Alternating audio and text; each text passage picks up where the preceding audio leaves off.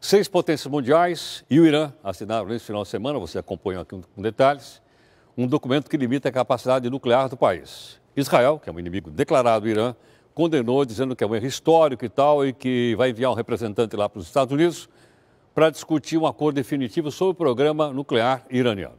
Festa em Teherã.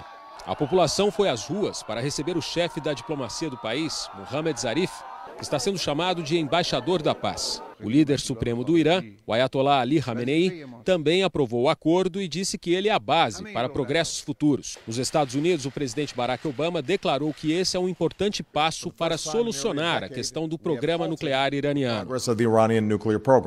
O documento assinado em Genebra pelo Irã e as 6 potências mundiais vale por 6 meses. Ele prevê que o país interrompa o enriquecimento de urânio em proporção suficiente para produzir armas nucleares. Em troca, sanções econômicas ao país serão aliviadas. O acordo é um marco nas relações diplomáticas entre o Irã e os Estados Unidos, rompidas há 34 anos. Aqui em Israel, o clima é tenso. O primeiro-ministro Benjamin Netanyahu, que chamou o acordo de um erro histórico, deverá enviar aos Estados Unidos, nos próximos dias, o conselheiro de Segurança Nacional.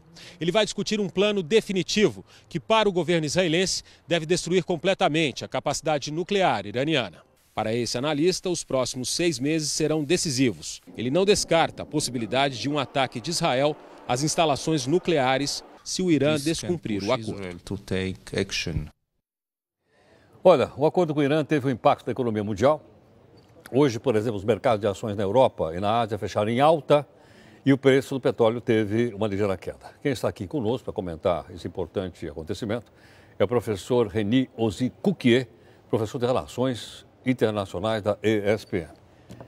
Reni, muito obrigado pela gentileza mais uma vez de estar aqui conosco. Prazer é meu, Haroldo.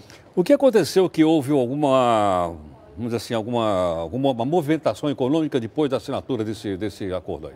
Bom, esse é um dos assuntos mais tensos do mundo. A questão do Irã, do programa nuclear iraniano, é uma das maiores ameaças à segurança internacional. E o mundo todo está atento com o que está acontecendo ali. Ali é uma rota de saída do petróleo. O Irã vem ameaçando, dizendo que se ele fosse atacado, que alguma coisa fosse feita contra o seu programa nuclear, ele iria fechar o Estreito de Hormuz, por onde passam 40% de todo o petróleo do mundo. O Irã é o 4º maior produtor, não é isso? Isso. Assim, tem muitas sanções, ele não está dentro do mercado totalmente, cada vez as sanções nos últimos anos restringiram muito mais a sua atuação. Mas está todo mundo de olho naquilo ali, porque pode ser uma grande guerra regional, principalmente se Israel fosse atacar o Irã, ou se os Estados Unidos acabassem tendo que usar a força para impedir que esse programa nuclear avançasse e o Irã desenvolvesse a sua bomba. Então, o olhar todo estava para a região. Com esse possível acordo, um acordo interino, ainda não é um acordo definitivo, ainda tem muito a ser negociado para chegar a um verdadeiro desfecho, mas a percepção dos mercados é que vale muito mais, às vezes, do que realmente a solução das coisas. Vale um bom acordo do que uma boa briga. Exatamente. Agora, Neni, me lembrei uma coisa. Nós noticiamos hoje que pelo menos uns 8 bilhões de dólares do Irã estavam bloqueados em bancos americanos, não é isso? Foram liberados. Foram. Não é? Uma atitude como essa não é nova. Eu me lembro que quando os Estados Unidos quiseram pressionar o Japão, lá em 1930 e cacetada, eles começaram congelando crédito japonês lá nos Estados Unidos. Depois os japoneses até usaram isso como pretexto para atacar Pearl Harbor. Sim. Né?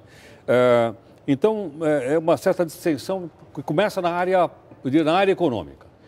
Começou porque era o mecanismo, a ferramenta que os Estados Unidos tinha para pressionar o Irã para sentar na mesa e de repente ceder. E realmente deu certo. O Irã veio, sentou na mesa para a negociação, diferente do que ele se comportou até hoje, disposto a negociar.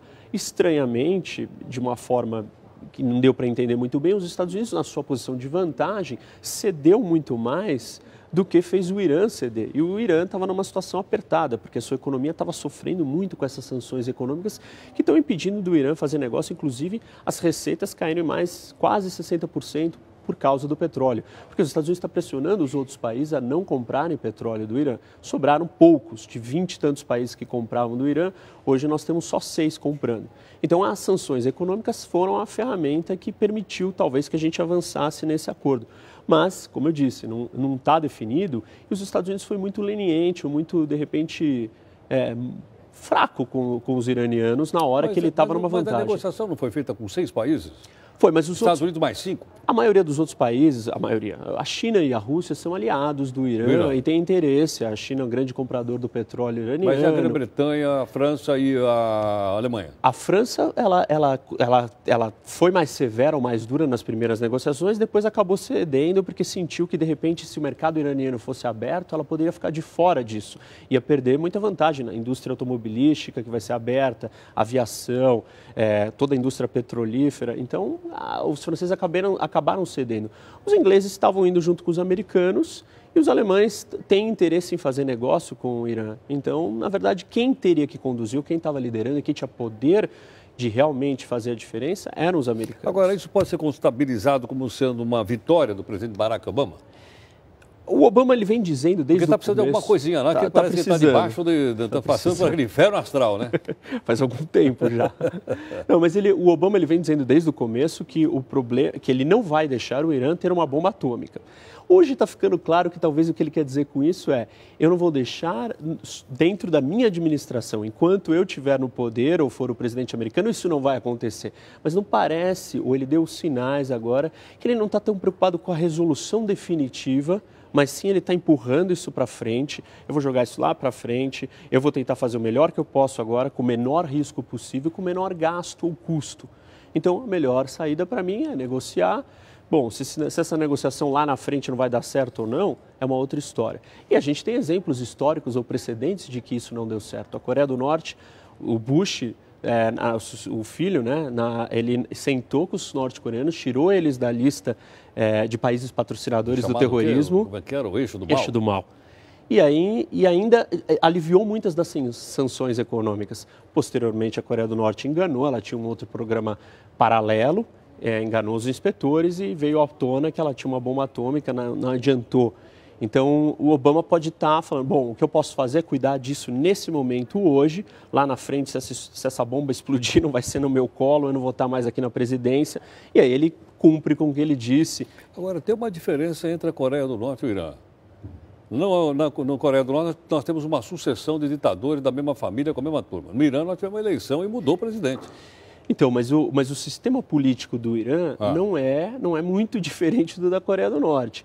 A diferença é cosmética. Quem manda no Irã é o líder supremo, é um líder religioso, e nós só tivemos 2 desde a Revolução.